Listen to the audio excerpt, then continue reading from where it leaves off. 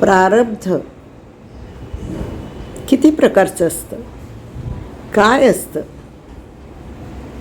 आणि ते कसं ठरवलं जातं बघाच या प्रारब्ध गोष्टीमध्ये. पहले रचा पीछे रचा शरीर, तुलसी चिंता क्यों करे, भज ले श्री रघुबीर। एक साधु थे जो हमेशा ईश्वर के नाम का जाप किया करते थे।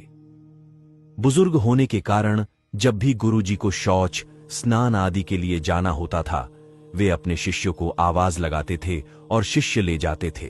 धीरे धीरे कुछ दिन बाद शिष्य 2-3 बार आवाज लगाने के बाद भी कभी आते कभी और भी देर से आते। एक दिन रात को निवृत्त होने के लिए जैसे ही गुरुजी आवाज लगाते हैं, तुरंत एक बालक आता है और बड़े ही कोमल स्पर्श के साथ गुरुजी को निवृत्त करवाकर बिस्तर पर लेटा जाता है। अब ये रोज का नियम हो गया। एक दिन गुरुजी को शक हो जाता है कि पहले तो शिष्यों को 3-4 बार आवाज लगाने पर भी देर से आते थे, लेकिन ये बालक तो आवाज लगाते ही दूसरे क्षण आ जाता है और बड़े कोमल स्पर्श से सब निवृत्त करवा देता है। एक दिन गुरुजी उस बालक का हाथ पकड़ लेते हैं और पूछते कि सच बता, तू कौन है? मेरे शिष्य तो ऐसे नहीं हैं। बालक के रूप में ईश्वर ने साधु को अपना वास्तविक रूप दिखाया।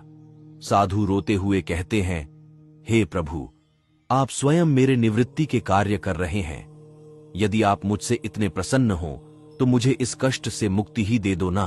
प्रभु कहते हैं, प्रत्येक व्यक्ति को उसके कर्मों के अनुसार जीवन मिलता है और वह अपने कर्मों का फल भोगता रहता है। यही कर्म फल का सिद्धांत है।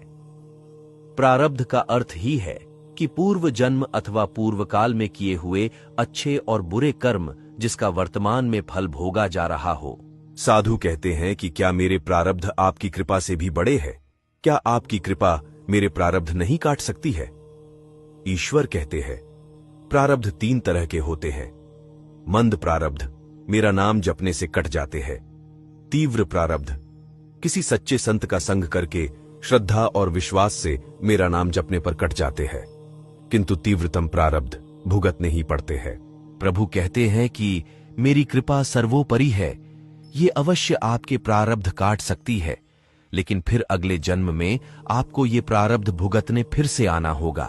यही कर्म नियम है। लेकिन जो हर समय श्रद्धा और विश्वास से मुझे जपते हैं, उनके प्रारब्ध मैं स्वयं साथ रहकर कटवाता हूं और तीव्रता का एहसास नहीं होने देता हूं।